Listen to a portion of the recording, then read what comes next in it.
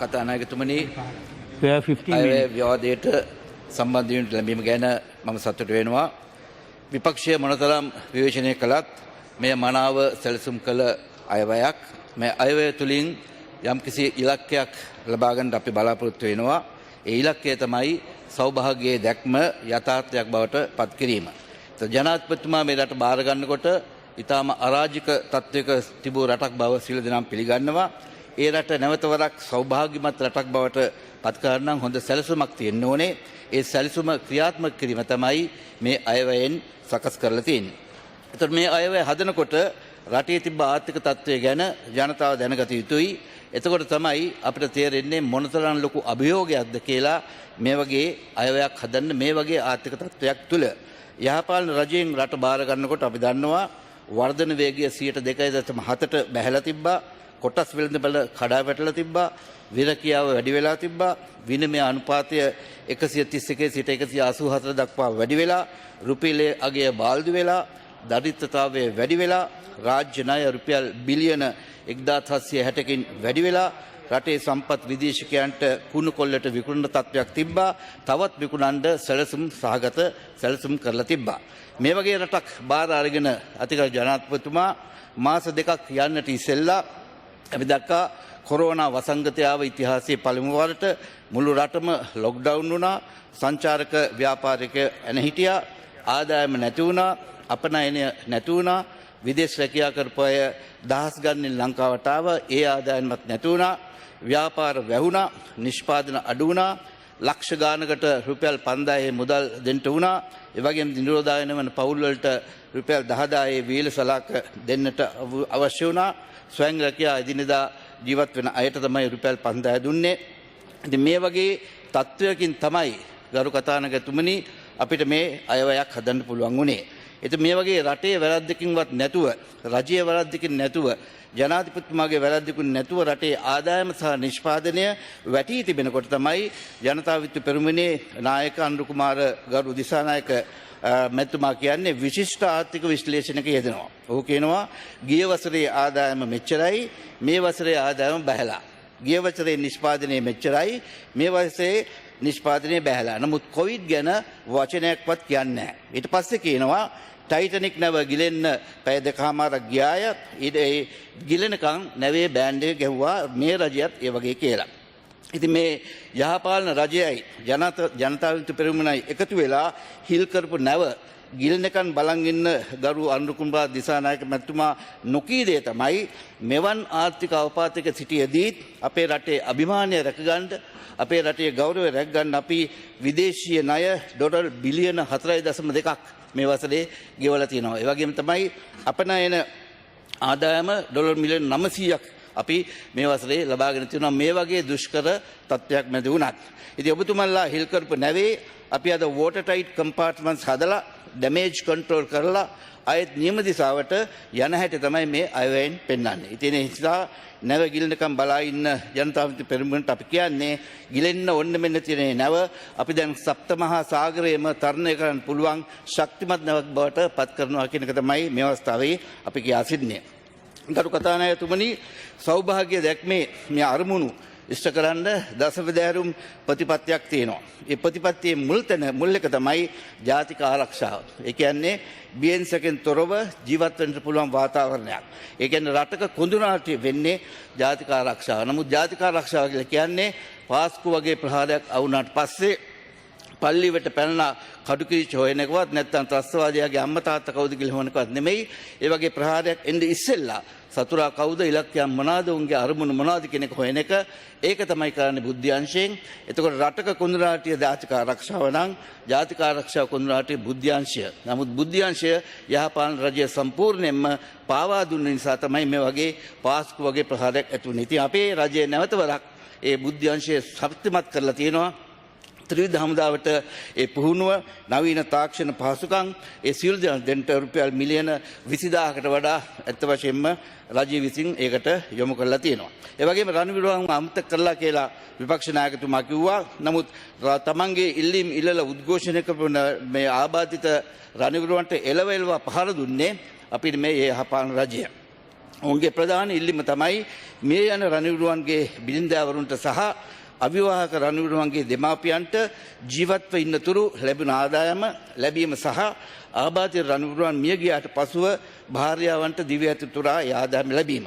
අපි අද සැනසෙල්ලේ ඉන්නේ මේ ත්‍රස්තවාදය නිම කළ නිසා ඔවුන්ට අපි කළගුණ සලකන්ට ඕනේ. ඒ නිසා අතිගරු ජනාධිපතිතුමා අද වෙනකොට ඒකට කැබිනට් පත්‍රිකාවක් යොමු කරලා තියෙනවා. ඒකට කැබිනට් අනුකමිටියක් පත් කරලා තියෙනවා. විශ්‍රාම වැටුප් අංශයේ රාජ්‍ය පරිපාලන ආරක්ෂක අමාත්‍යාංශය සහ මුදල් අමාත්‍යාංශයේ මේ සමාජික යුතුයලා වාර්තා දුන්න හැටිය ඒක අනුමත වුණාට පස්සේ ඒ අයට ඒ සහනය ලැබෙනවා. ඉතින් ඒ කෘතවේදී පණවිඩය මම මේ අවස්ථාවේදී දෙනවා. ඉතින් ඒ වගේම මේ දසවදාන ප්‍රතිපත්තියේ අවසානික තමයි ගරු කතානායකතුමනි විනයගරුක නීතිගරුක සහ ගුණගරුක සමාජයක් ඇති කිරීම. නීතියට ගරු කරන සමාජයක්.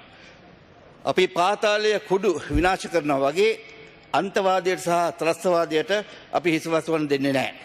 දශක 3ක් තිස්සේ ත්‍රස්තවාදයෙන් බැටකා අපේ රට හමුදාවේ අවුරුදු 39ක් හිටපු කෙනෙක් හැටියට මම දැක්කා ඒ විනාශය. අපේ 29000ක් මැරුණා, 14000ක් ආබාධ වුණා. ඒ තත්ත්වය යටතේ අපිට පේනවා මේ පාර්ලිමේන්තුවේ ඉන්න සමහර ද්‍රවිඩ මන්ත්‍රීවරු සිංහල ජාතියට එරෙහිව දෙමළ ජනතාව තුළ සිංහල ජනතාව තුළ වෛරය ඇති වෙන විදියට කුපිත කරනවා, ප්‍රකාශ දිගින් දිගටම කරනවා. තමන්ගේ ප්‍රදේශයේ තියෙන සංවර්ධන කටයුතු ගැන කතා කරන්නේ, ඒ අවශ්‍යතාවල් ගැන කතා කරන්නේ, හැමතිස්සෙම කතා කරන්නේ සිංහල ජාතියට සහ හමුදාවට අවමානය සහ ඔවුන්ට වෛරය ගැන ප්‍රකාශ. ඉතින් එදා දෙමළ තරුණයෝ අවිගත්තේ ත්‍රස්තවාදයට යොමු වෙන්න එක හේතුවක් තමයි මේ වගේ බෙදුන්වාදී කුහක දේශද්‍රෝහී දෙමළ දේශපාලඥයන්ගේ ප්‍රකාශ. ඒක නිසා කතානායකතුමනි අපි ලෝකේ දරුණුතම ත්‍රස්තවාදී විනාශ කරපු ජාතියක්. ලෝකේ වෙන කිසිම රටක් ලෝකේ යුද්ධෙන් ත්‍රස්තවාදය නිම කළා නැහැ. තාලිබාන් වරුන් තාමත් තලා ගන්නට බැරි වුණා නේටෝ හමුදාවට. නමුත් අපි ඒක කළා. ඒ වගේම මම කැමතියි කියන්න ත්‍රස්තවාදයේ අතරමැදියෙක් නැහැ ගරු කතානායකතුමනි. There is no middleman in terrorism. Either you are a terrorist or not. ත්‍රස්තවාදයේ අතරමැදියෙක් නෑ. ඔබ ත්‍රස්තවාදයේ කෝ ත්‍රස්තවාදයක් නෙවෙයි. එමනම් ත්‍රස්තවාදයේ නැවතවර මතුවනොත් ඒ ඇති කරන දායකවත් මේ සියලු දෙනාම ත්‍රස්තවාදී ගණයට වැටෙන බව මේ අවස්ථාවේදී මම ඊටාම පැහැදිලිව කියනවා. එහෙමනම් ජාතිවාදී ප්‍රකාශ කරන දෙමළ ජනතාව සිංහල ජනතාව කෙරෙහි කුපිත කරන ප්‍රකාශ කරන සියලු දෙනාට මම කියන්නේ ත්‍රස්තවාදය නැවත ඇති වුණොත් ඉස්සෙල්ලාම වගේ කියන්න ඕනේ තමුන්නාන්සලා කියන එක මේ අවස්ථාවේදී මා කියා සිටිනවා. ගරු කතානායකතුමනි, මොවුන් මේ මානව හිමිකම් ගැන කතා කරනවා, දෙමළ ජාතියේ සුබදාතන ගැන කතා කරනවා. නමුත් 2002 දී මම ඊනියා සාමගිරි විසුම අත්සන් කරනකොට මම උතුරේ නාවික අධ්‍යාපති වෙලා හිටියේ. මම දැක්කා කොටි ත්‍රස්තවාදීන් ඒ සාමගිරි විසුම කාලය තුලදී රැට ගෙවල් වලට පැනලා පුංචි ළමයි පැහැරගෙන යනවා. එතකොට මේ අය කොහෙද හිටියේ? ඒවා පුළුවන් තරම් නැත්නම් අපි උදේට අහිංසක දෙමළ අම්මලා මෝහලේ මාර්ග බාධකයේදී ඊට ඉස්සෙල්ලා දවසේ තමාගේ දරුවන් පැහැර ගියාට කියන නිසා වෑන් වල වන්නේට යනවාද කියලා එබිය බලනවා කඳුළු පෙරාගෙන. ඒව නැත්නම් අපි පාසල් වලට ගිහිල්ලා බලෙන් පෙළපාල් වලට ළමයි ගෙනියනකොට ඒක විරුද්ධ වෙන විදුහල්පතිවරුන් රැට ගිහිල්ලා මිදුලේ මරා දමනවා. ඒවා නැත්නම් අපි තමුන්නාසලා කොහෙද හිටියේ? ඒ වගේම තමයි කප්පන් කර ගෙවන්න බැරි වෙළඳ මහතුන් යාපනයේ බොහෝ සංඛ්‍යාවක් ගෙලවැල් දාලා මිය ගියා. ඒතකොට යුද්ධ කාලේ තමුන්සලා කොහෙද? තමුන්නාසලා ඇත්ත වශයෙන්ම යුද්ධ කාලේ හිටියේ. අපි දැක්කේ නෑ මේ අද දෙමළ ජනතාව ගැන ඔවුන්ගේ මානවිකම් ගැන කතා කරන මේ දෙමළ මන්ත්‍රීවරු කිසි දෙනෙක් අපි යුද්ධ කාලේ අපි දැක්කේ නෑ. ඔවුන් හිටියේ කොළඹ සුකෝබ් ගෙවල් වල ඇඳවල් යට ප්‍රභාකරන් ලක්ෂ 3ක් මිනිස් පලියක්සේ තබාගෙන යනකොට පැන යන අය මරා දානකොට තමුන්නාසල කොහෙද හිටියේ? අපි යුද්ධෙ දින්නේ 2,95,000ක් අහිංසක දෙමළ ජනතාව බේරගෙන. The largest hostage rescue operation ever conducted by any army in the world කියලා තමයි යුද විශේෂඥයෝ කියන්නේ. ලෝකෙ මෙච්චර ලොකු ප්‍රාණපකවරු ගතියක් සංඛ්‍යාවක් බේරගත්ත ප්‍රථම අවස්ථාව තමයි අපේ හමුදාව. ඒක අපි තවත් ලෝක වාර්තාවක් තිබ්බා. ඒ තමයි 2,95,000ක් ඉතා කෙටි කාලයකින් අපි නැවත පදිංචි කළා දෙමළ ජාතිය. එතකොට ඒක දෙමළ දරුවෙක්ට යෝගට් කෝප්පයක් දෙන්න මේ අද දෙමළ ජනතාව වෙනුවෙන් කතා කරන මේ කිසිම ද්‍රවිඩ මන්ත්‍රීවරයෙක් ආවේ නැහැ. අපි 4,95,000ක් බිම් බෝම්බ ඉවත් කරනකොට, අපි 5,000ක් ටැංගිනාක්ෂ බෝම්බ ඉවත් කරනකොට, දිවි පරදෝට තියලා අපේ සොල්දාදුවෝ දෙමළ ජනතාවට නැවත පදිංචි වෙන්න ඔවුන්ට එක ප්ලේන් ටිකක් දෙන්න මේ එක දෙමළ දේශපාලඥයෙක් ආවේ නැහැ.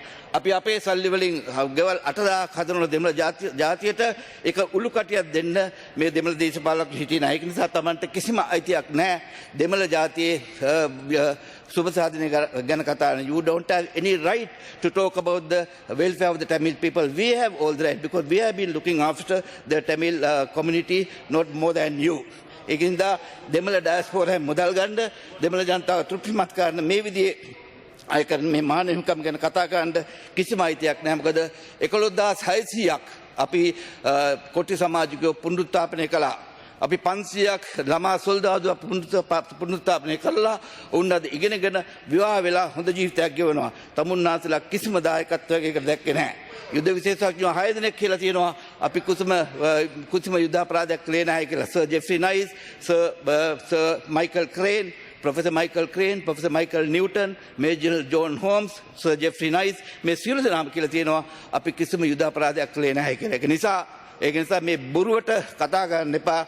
දෙමළ ඩයස්පෝරාවේ මුදල් අරගෙන දෙමළ ජනතාව තෘප්තිමත් කරන විදියට කතා කරන්න එපා කියන එක මේ අවස්ථාවේදී මා පැහැදිලිව කියලා තියෙනවා.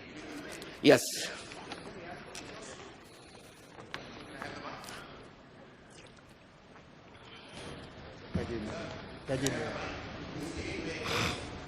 Gajendran. Thank you. No. I just want a clarification. Honorable Minister, if you're so confident that the military have done no wrong, why don't you agree to an international investigation? Why are you so frightened? Prove yourselves. That's what we are asking. Why are you shying away? Or very confidently stating that no wrongs have been done. On the contrary, that you have helped the Tamil people so much. And that the Tamil people I think, Honorable Gajendran, that is, by all means I think you can agree to it. your Why idea. are you shying away? So, Okay. What are you afraid of? Honorable member, you don't know. There have been six war crime, renowned war crimes experts attached to the Parnagama Commission.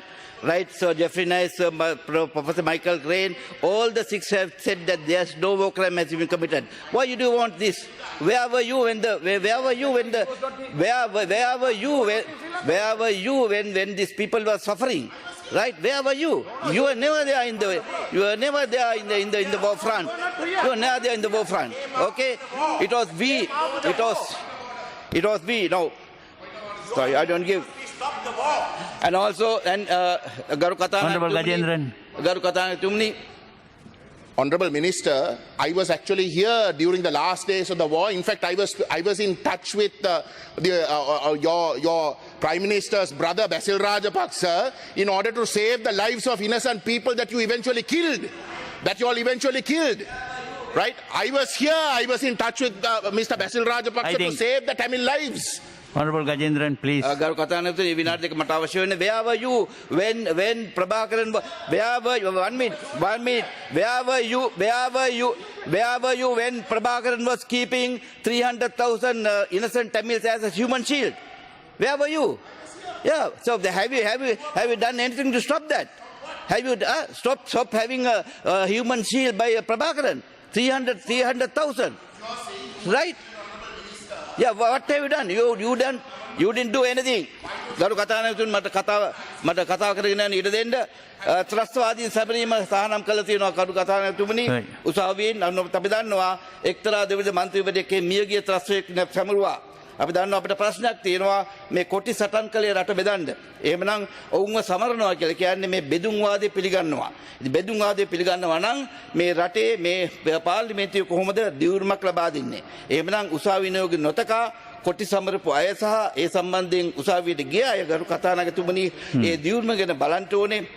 ඔවුන්ගේ නිදහසට කරුණු අසන්න ඕනේ. එමනම් ඔවුන් රටේ බෙදුම් වාදයට තියෙනවා නම් ඔවුන්ගේ මන්ත්‍රී දුර අහුසි කරන්න ඕනේ. ඉතින් තවත් එක් මන්ත්‍රීවරයෙක් කිව්වා ජනාධිපතිතුමා මාසයකට සැරයක් භික්ෂුන් වහන්සේලාගෙන් උපසෙත් ගන්නවා. ඌ අහනවා මේ පිල්ලයන්ට තනතුරු දුන්නේ හමුදාවෙන් අහලාද කියලා තමයි මේ මන්ත්‍රීවරයා අහන්නේ. ඒ වගේ ඊටාම අපහාසාත්මක විදිහට තමයි බෞද්ධ භික්ෂුන්ට කතා කළේ. ඒ වගේ කතා කරන්නේ මොවුන් අපේ රටේ ඉතිහාසය ගැන දන්නේ නැති නිසා. අපේ රටේ අවුරුදු 2500ක ඉතිහාසය තුළ අපේ රජවරු අපේ රාජ්‍ය නායකයෝ හැමතිස්සෙම බුද්ධ පුත්‍රයන් වහන්සේලාගෙන් තමයි උපදෙස් ගත්තේ. මේක තමයි කියන්නේ උන්ට ජාතියේ මුරදේවතාව කියලා කියන්නේ ජාතිය ආරක්ෂා කළේ ඔවුන්. ඒක නිසා උන්වහන්සේලාගෙන් තමයි මේ රටේ තත්ත්වය, රට යන දිශාව, ප්‍රගතිය, අඩුපාඩු මේවා සාකච්ඡා නැත්නම් පිල්ලයන්ට සනසුරු දෙන්න භික්ෂුන් වහන්සේලා අහන්නේ වගේ මෝඩ ප්‍රකාශ කරන්න එපා කියලාත් මම ඔවුන්ගේ ඉල්ලා සිටිනවා. කාලය තියෙනවද? Your time is over. ඔය එහෙනම් මම ඉතුරු ටික සභාගත කරනවා ගරු කතානායකතුමනි. Right. Thank you.